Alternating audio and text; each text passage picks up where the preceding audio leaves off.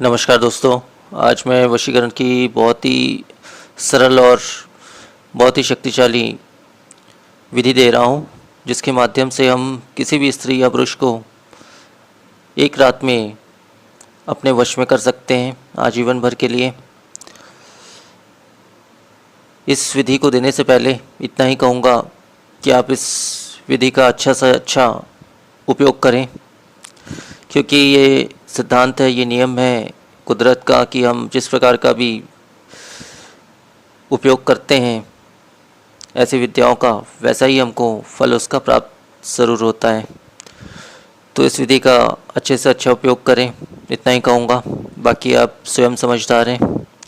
अब मैं वो विधान बता देता हूँ आपको। इसमें हमें उक्त इंसान का, अर्थात जिस इंसान को हमें अपने वश में करना है, उसकी कोई वस्तु चाहिए होगी। वस्तु मतलब या तो उसका बाल का टुकड़ा, या उसके नाखून का टुकड़ा, या फिर उसके कपड़े का टुकड़ा।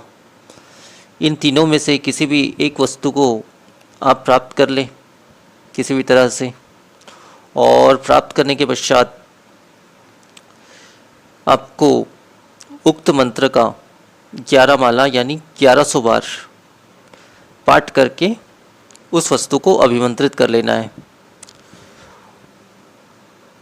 और अभिमंत्रित करने के पश्चात जो है, आपको उस वस्तु को किसी भी काले कपड़े या काले कपड़े में लपेटकर, बांधकर, अच्छे से संभाल कर रख देना है। तो इसमें कोई दिशा या माला की आवश्यकता नहीं है। आप चाहो तो रुद्राक्ष की माला का प्रयोग कर सकते हो, या स्फटिक माला का भी प्रयोग कर सकते हो इसमें, लेकिन चाहो तो बिना माला के भी कर सकते हो। ऐसा कोई माला का बंधन नहीं है, ना ही किसी दिशा का बंधन है। आप चाहो तो पश्चिम दिशा का प्रयोग कर सकते हो, लेकिन ऐसा किसी दिशा का बंधन नहीं है। ना ही दिन का बंधन है, किसी भी दिन का बंधन नहीं है। किसी भी दिन आप इस क्रिया को कर सकते हो, बस समय का बंधन है इसमें। ये क्रिया जो है वो रात्रि 12 से 4 के, सुबह 4 के बीच में होगी। तो समय निश्चित है इसका, इसी समय इस क्रिया को हमें करना है।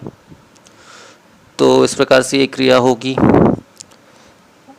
अब हमको जब मान के चलिए कभी इस वशीकरण को तोड़ना है, तो हम उस वस्तु को, जिस वस्तु पर हमने इस क्रिया को की है, उस वस्तु को हमें, जैसे हम कपड़े में लपेट कर सुरक्षित उस वस्तु को रखे हैं उसके इस क्रिया के पश्चात, तो हमें उस वस्तु को, कपड़े को खोलकर उस वस्तु को बहते हुए जल में विसर्जित कर देना है। इससे जो वशीकरण का असर है वो तुरंत ही समाप्त हो जाएगा।